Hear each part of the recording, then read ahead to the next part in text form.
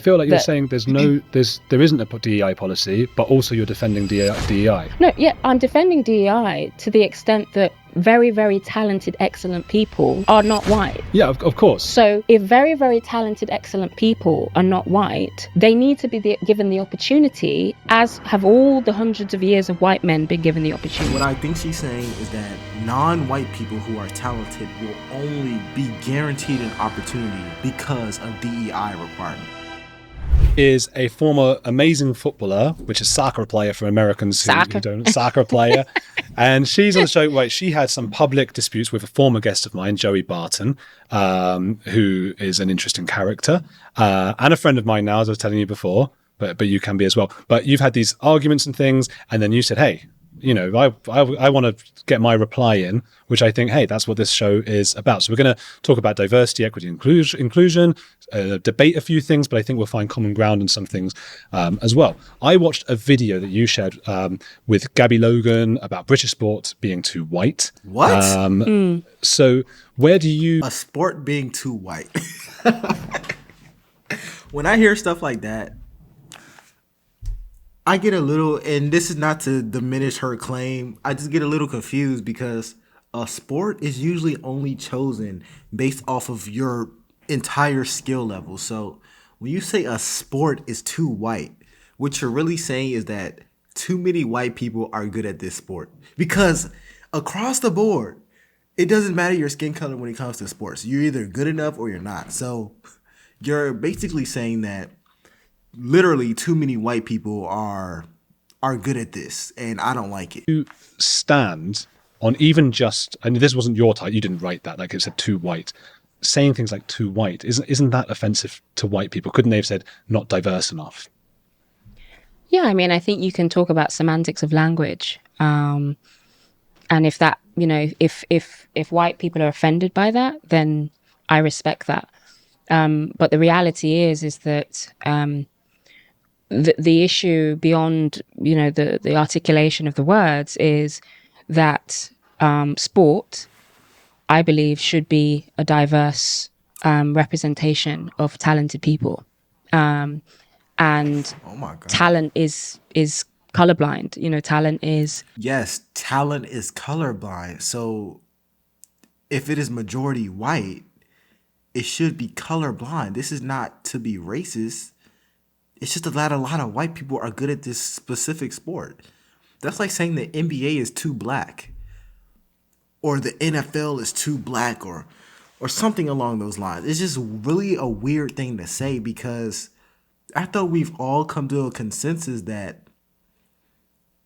sport, it only matters how good you are. I've never even considered a sport being too white or too black. It's just about who's the best at it. Representative of all walks of life. So if you're seeing sport where talent is representative of all walks of life, not representing people, you've got to question why that is, right? Whether it's, you know, the recruitment bias, whether it's the institutional setups that don't allow certain people in who are talented. The starting point, particularly in a country like the UK, which is undeniably diverse, should be diversity. So, you know, whether it's too white, not diverse enough, I think it says the same thing. And ultimately, Sure. the issue is the issue of diversity. In that very video, it said that 23% of athletes who are playing are not white, so or BAME as we say in the UK.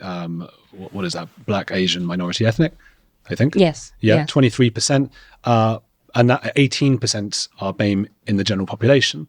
So I was watching that video, sort of trying to think, well, so what's the problem here? Because there are actually there's more diversity in football than in the general population. What was the video saying? There was a problem. Were they talking about football? It was this big report that you had shared, and it was with Gabby Logan, and it was just, football, and it was the players, and it was, 23% are BAME in the game, and 18%, they didn't say 18%, they didn't say that part, but 18% in the general population. It was my understanding from that podcast was addressing other sports, because I think I said on the podcast that actually football is very diverse, and actually the issue is not at pitch level for football. What? And I can only speak about football as a So is it diverse, or is it not diverse? Is your problem that it's too black, but I mean not too black, too white? But now you're saying that football is very diverse. So which one is it? Is it very diverse, or is it too white? as somebody who works in the game.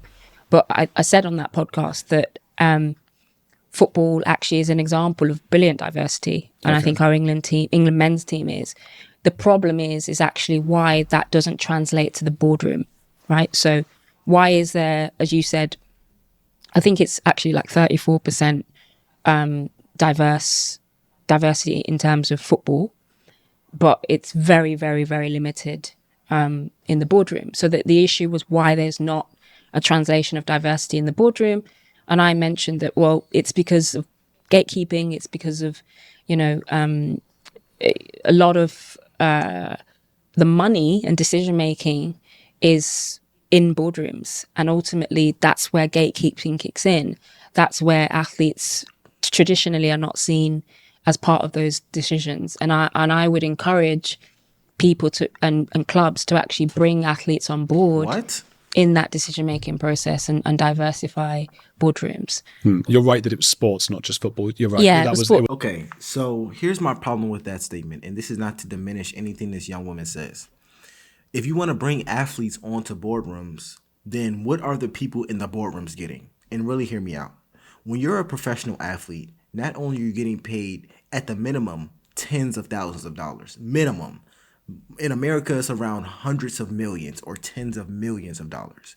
So you're getting to live the career of your dreams, which I'm sure it is, because no one wakes up one day and says, I'm just going to go to the NBA or I'm just going to go to the Euro League and play soccer. That doesn't happen.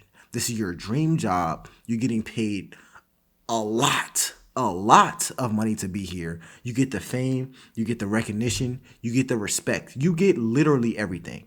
So if you're getting everything you can want, everything, what sense does it make to also get a position within a boardroom? And like you say, only 23% of your league is BAME?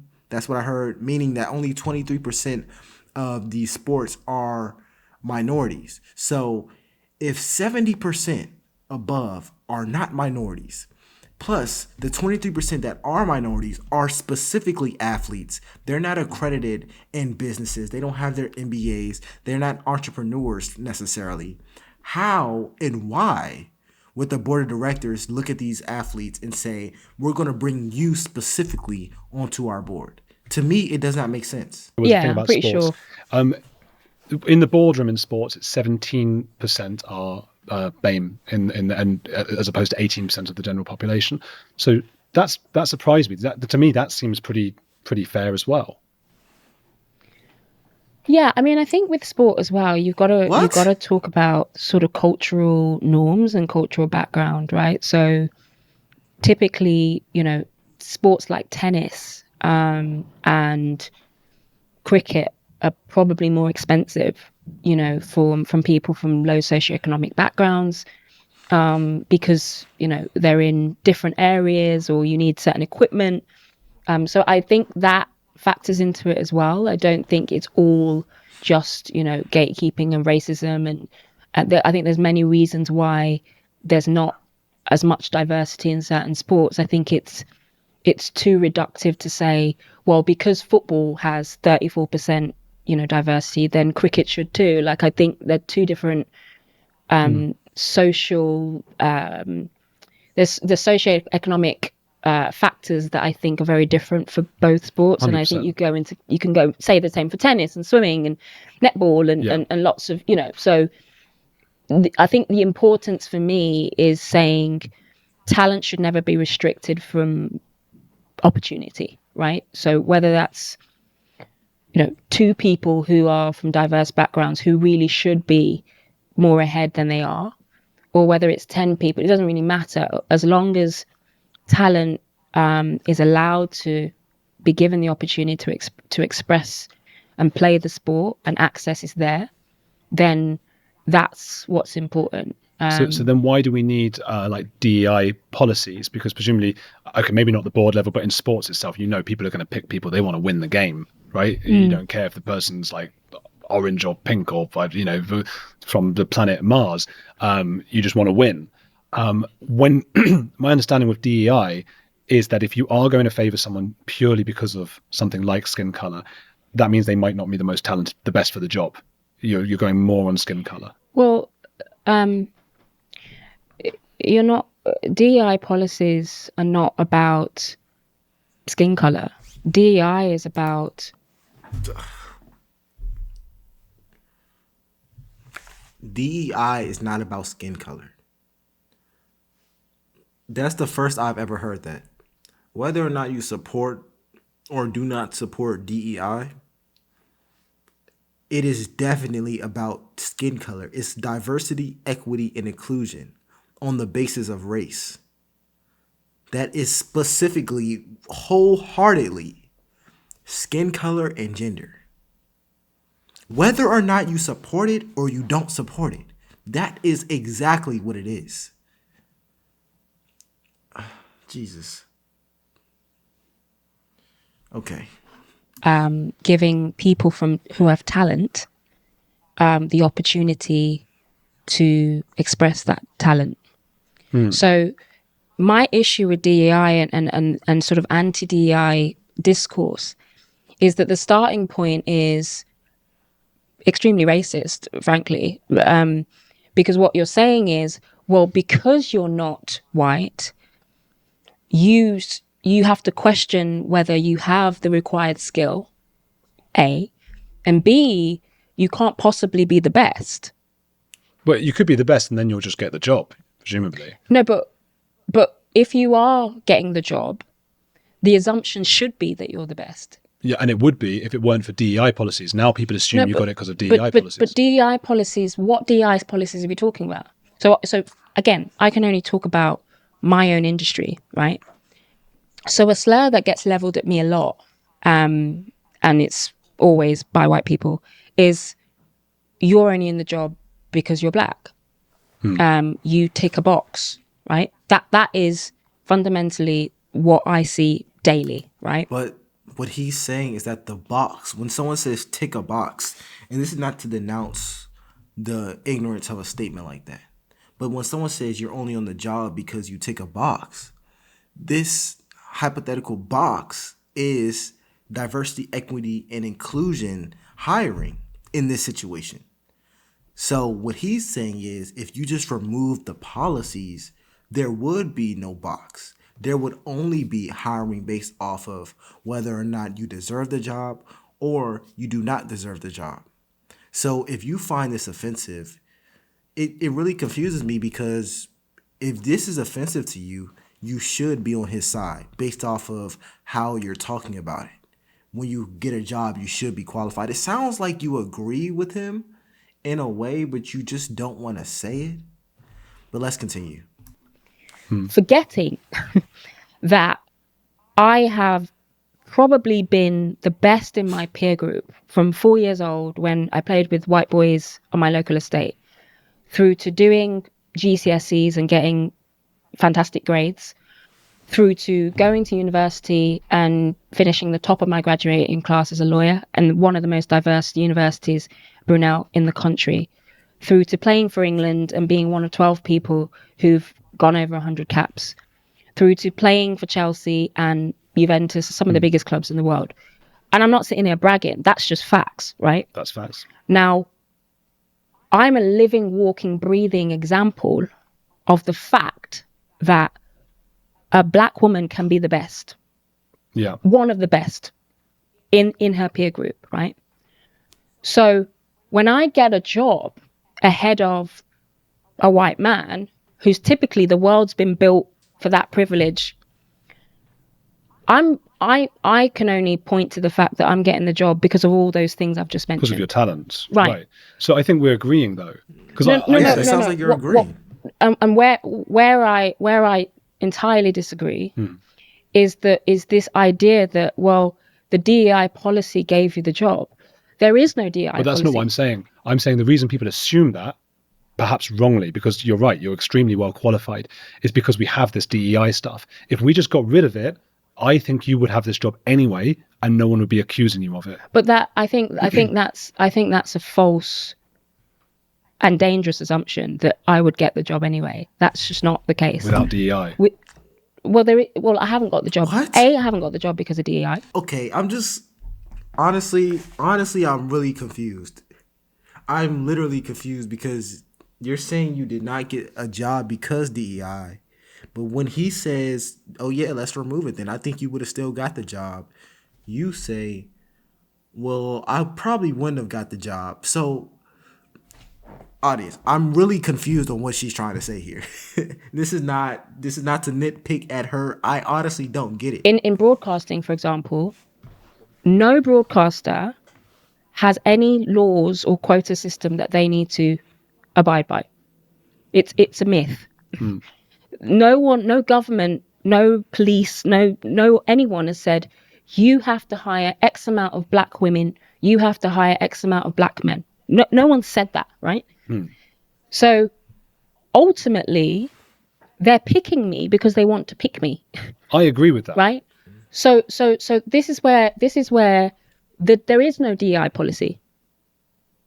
In my industry, Okay. in broadcasting, despite me having the accusation leveled at me constantly that I'm only in the job because of DEI, there is no policy. Look, I just want to make clear, I don't think you're in the job just because of DEI. I think you're in it because you're talented. I know. And you were one of the top footballers as well. And one of the reasons why I came on this podcast is to have this conversation, right? Because we need to sort of debunk these assumptions that are really dangerous assumptions, and they're really racist assumptions. But I feel like you're saying there isn't a DEI policy, but also you're defending DEI. No, yeah, I'm defending DEI to the extent that very, very talented, excellent people are not white. Yeah, of course. So if very, very talented, excellent people are not white, they need to be given the opportunity, as have all the hundreds of years of white men been given the opportunity. So what I think she's saying is that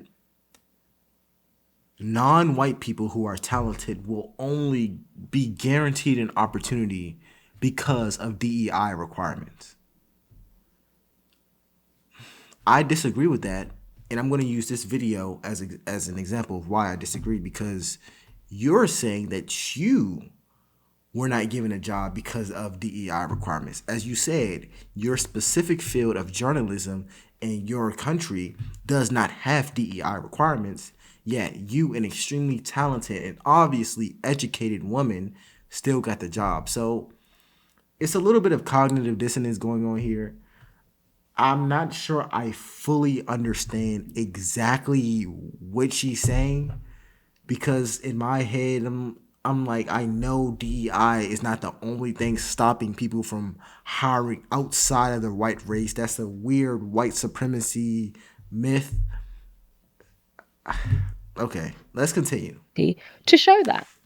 I suppose is it fair to say that you're saying that I'm maybe being a bit naive when I say you would have had this job anyway if we weren't going up? I think that's extremely naive, because the reality is, Andrew, I have to be excellent to get the job. Yeah. Because the world has been set up for me not to get the job. The world has been built for someone like me as a black woman against a world that's actually been built on the patriarchy and privilege for white men. I'm not meant to be where I'm at. I've had to be, and I've just explained to you, like, for my life, I've been one of the best in my peer group, right? Yeah. So I've had to be that, and I actually have to work doubly hard, right? So when I turn up to do a show, and I'm next to, I don't know, Roy Keane and Gary Neville, Micah Richards, John Barnes, you know, these guys. Yep. I can't just rock up on the basis that I'm Enya Luka that played football. I have to do more. Just to speak on the same level, right? That doesn't mean I won't make mistakes as they do, but I have to do more research. I have to be more prepared, because the bar and the expectation for me is higher, because they're like, who's she? Right? I do agree that you're going to get more shit. I would like to, maybe it's naive of me, I would say because you're a woman, But I'm not negating the fact that there is racism, of course, as well. But I think there are more men watching football who are going like, "Who's this woman?" But either way, we're saying the same thing, that the world was not set up for me to be where I'm at.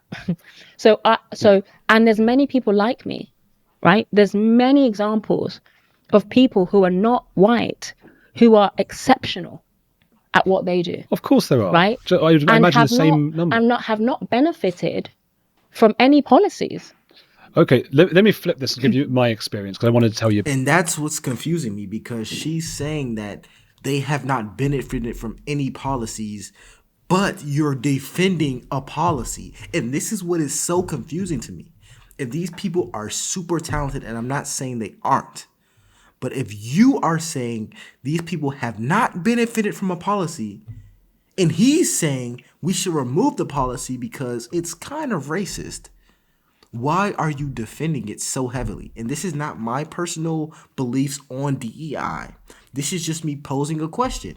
You said you haven't benefited. You said they haven't benefited. So what is the discussion? What is the discussion here? I honestly don't understand. But anyways, if you want to continue this video, let me know in the comments. It's LFR and Jojo, and I'm going to end this here. If you want a part 2, let me know.